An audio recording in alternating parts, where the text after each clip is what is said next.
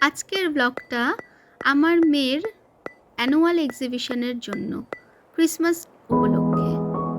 দেখো এখানে অনেক জিনিস বাচ্চারা বানিয়েছে। শুধু ক্রিসমাসেরই যে রিলেটেড কিছু বানাতে হবে তার কোনো মানে নেই, সমস্ত কিছুর যে যেরকম পারবে সে সেরকমভাবেই বানাতে পারে।